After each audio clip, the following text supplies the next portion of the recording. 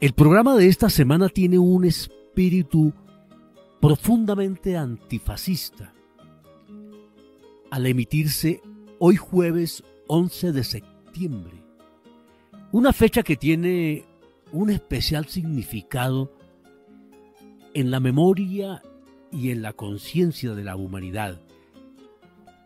El 11 de septiembre de 1973 se produjo el golpe militar contra el gobierno de Salvador Allende en Chile. Un golpe criminal organizado por la gran oligarquía y las transnacionales, especialmente de la extracción y la explotación del cobre, y con el apoyo directo, abierto, de Estados Unidos. Esta fecha tiene hoy día un especial significado, cuando las fuerzas oscurantistas del fascismo atacan a toda la humanidad con el apoyo del gobierno de Estados Unidos. Masacran al pueblo de Palestina, bloquean a Cuba, incendian a Europa y a África, atacan a Venezuela y quieren tumbar al gobierno colombiano.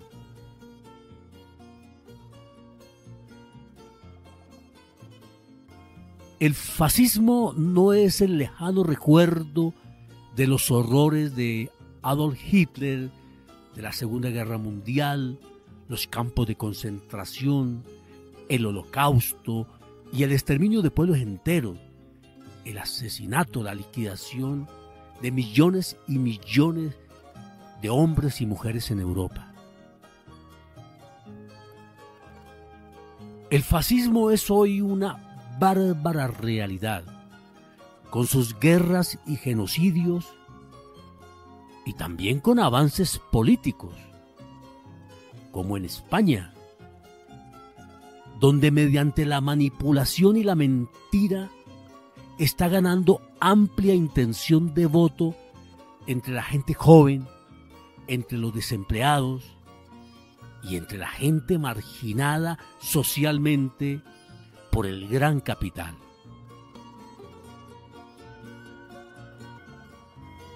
¿Pero qué es el fascismo?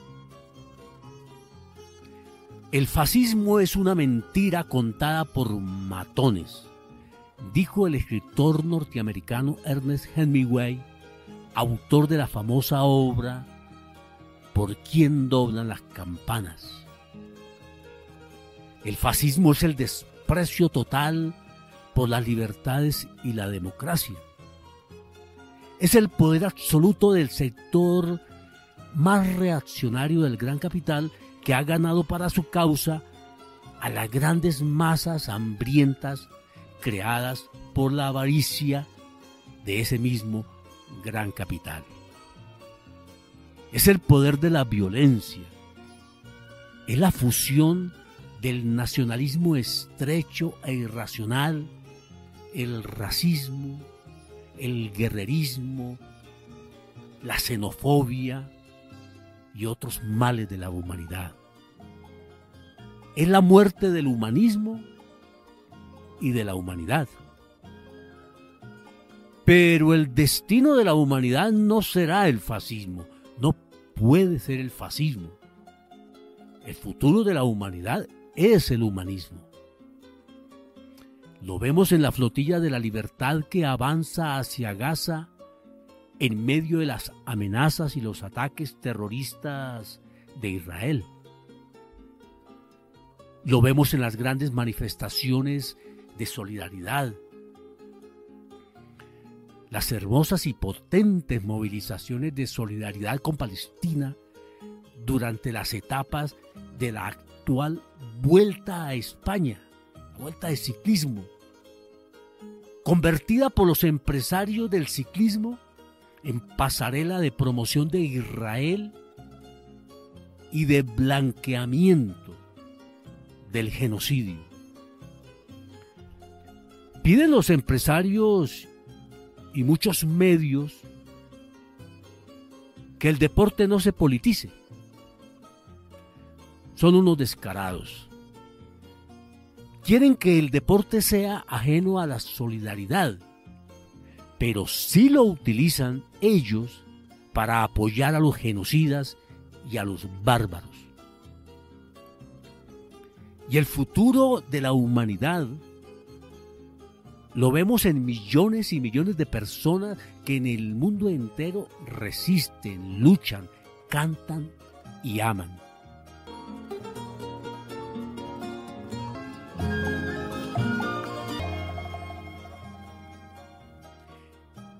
Es significativo este mensaje por las redes del presidente colombiano Gustavo Petro. Segundo barco civil atacado por Netanyahu de la flotilla, porque lleva alimentos a los hambrientos en Gaza. Esta es la hora de la revolución. Miren ahora a Túnez, miren a Francia, miren a París, siempre la París revolucionaria. Miren a Bruselas. Miren cómo se defiende Latinoamérica. Miren a Buenos Aires y Ciudad de México. Miren los 1.500 actores y actrices del cine mundial hermosamente solidarios.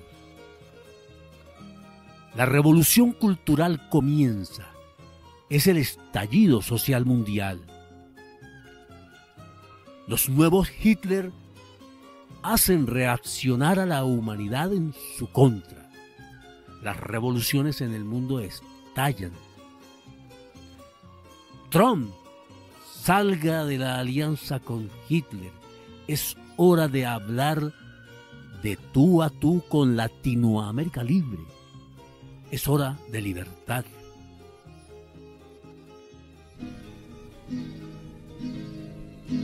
De nuevo quieren manchar mi tierra con sangre obrera, los que hablan de libertad y tienen las manos negras, los que quieren dividir a la madre de sus hijos y quieren reconstruir la cruz que arrastrará a Cristo. Quieren ocultar la infamia que legaron desde siglos, pero el color de asesinos no borra. Aquel martes 11 de septiembre de 1973, los militares chilenos rompieron su juramento de lealtad institucional y bajo las órdenes de la Agencia Central de Inteligencia norteamericana, se levantaron en armas contra el gobierno legítimo, constitucional, chileno, presidido por Salvador Allende, el gobierno de la Unidad Popular. La ultraderecha chilena se había dedicado a sabotear al gobierno, a realizar acciones terroristas, a sabotear la producción y el transporte, y finalmente lanzaron la jauría militar dirigida por el general Augusto Pinochet.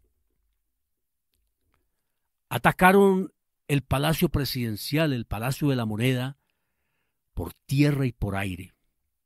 Salvador Allende decidió sacrificar su vida antes de rendirse ante los criminales golpistas, y el mundo se estremeció con sus últimas palabras transmitidas por Radio Magallanes. Unas palabras llenas de tranquilidad, a pesar de ser pronunciadas en medio del estruendo, la destrucción de las bombas y de los disparos que con violencia caían sobre el Palacio Presidencial. Esta será seguramente la última oportunidad en que me pueda dirigir a ustedes. La Fuerza Aérea ha bombardeado las torres de Radio Portales y Radio Corporación. Palabras no tienen amargura sino decepción, y serán ellas el castigo moral para los que han traicionado el juramento que hiciera. Consumado el golpe, siguió la violencia y el terror, las torturas, los asesinatos, las desapariciones forzadas. 16 años duró la dictadura hasta que llegó la democracia, restringida primero, bastante restringida, y un poco más avanzada en los últimos años. En las elecciones de noviembre de este año, Chile puede reeditar un nuevo gobierno como el de Salvador Allende, que profundice y extienda las reformas que ha adelantado durante la presidencia de Boric. ¿Cuál fue el delito de Allende? Salvador Allende era un médico de un gran humanismo. Gobernaba el país pensando en resolver las angustias de la gente más pobre del país. Que todo el mundo tuviera un plato de comida caliente. Que pudieran ir al médico y los niños y niñas pudieran ir a la escuela. Que los jóvenes pudieran ir a la universidad. Que los obreros tuvieran un salario digno, los campesinos, las mujeres. Para poder hacer esto, nacionalizó el cobre, la gran riqueza del país, del que solo se beneficiaban multinacionales gringas y unas 4 familias poderosas. Esto le valió el odio de esas familias y de las transnacionales. Estas palabras de Allende en un evento en México revelan su ideario, sus preocupaciones y angustias como presidente. Son las mismas preocupaciones de otros gobernantes latinoamericanos de ayer y de hoy, y que igualmente han sido o son perseguidos, como Lula da Silva, Claudia Sheinbaum, Gustavo Petro, Fidel Castro, Hugo Chávez, Rafael Correa, Cristina Kirchner, Pedro Castillo, Pepe Mujica y otros y otras. En América Latina hay más de 30 millones de cesantes absolutos y la cifra se eleva por sobre 60 millones, tomando en consideración aquellos que tienen trabajos ocasionales. Para que termine esta realidad brutal se requiere un profesional comprometido con el cambio social. Se necesitan profesionales que no busquen engordar en los puestos públicos, en las capitales de nuestras patrias. Que la obligación del que estudió aquí es no olvidar que esta es una universidad del Estado, que la pagan los contribuyentes, que la inmensa mayoría de ellos son los trabajadores y que por desgracia en esta universidad y como en las universidades de mi patria, la presencia de hijos de campesinos y de obreros alcanza un bajo nivel todavía. La juventud tiene que entender, y nosotros en Chile le hemos dado un paso trascendente. La base política de mi gobierno está formada por marxistas, por laicos y cristianos. Y respetamos el pensamiento cristiano cuando ese pensamiento cristiano interpreta el verbo de Cristo que echó a los mercaderes del templo. Los marxistas conjugamos una misma actitud y un mismo lenguaje frente a los problemas esenciales del pueblo. Porque un obrero sin trabajo, no importa que sea o no sea marxista, no importa que sea o no sea cristiano, no importa que no tenga ideología política, es un hombre que tiene derecho al trabajo y debemos dárselo nosotros. Salvador Allende llamó en su discurso a que un día se abrieran las grandes alamedas por donde pudiera pasar el hombre nuevo construyendo un Chile mejor. Y en otra ocasión llamó a que América Latina tuviera algún día voz de continente, una voz propia, soberana, una voz unida, una América Latina dueña de su propio destino, de sus recursos naturales, de su política internacional. Este continente tiene que alcanzar su independencia. Y algún día América tendrá una voz de continente, una voz de pueblo unido, una voz que sea respetada y oída, porque será la voz de pueblos dueños de su propio destino. Pero ¿luchar para qué? Para conquistar su independencia económica y ser pueblos auténticamente libres en lo político también. Ahora, yo creo que esa es la gran expectativa y es bueno que como presidente yo pueda decirle, sobre todo a la juventud, que en el camino de la lucha, en el camino de la rebeldía, en el camino de la consagración, a estar junto a los trabajadores, está la gran perspectiva y la gran posibilidad. Este continente tiene que alcanzar su independencia. Y algún día América tendrá una voz de continente, una voz de pueblo unido, una voz que sea respetada y oída, porque será la voz de pueblos dueños de su propio destino. Con cañoneras, bombarderos y buques cargados de misiles desplegados en el mar Caribe, Estados Unidos pretende doblegar a toda América Latina y a Centroamérica y al Caribe. Quien crea que las amenazas son solo contra Venezuela o que de verdad se trata de combatir al narcotráfico, está cieguito de toda ceguedad. Las amenazas de los buques de guerra anclados en el Caribe, desplegados en el Caribe, son contra toda la región.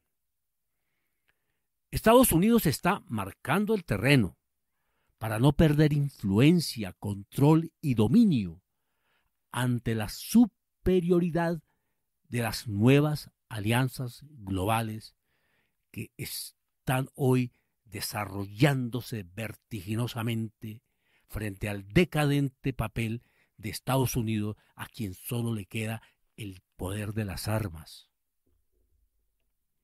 Hay una voz de continente que quiere ser acallada, pero no lo lograrán. En Argentina, el progresismo toma nuevos alientos. México, Brasil, Chile, Uruguay, Honduras y Colombia lideran procesos de soberanía. Cuba y Venezuela resisten, mientras que en Perú y Ecuador las derechas malviven en caóticas crisis.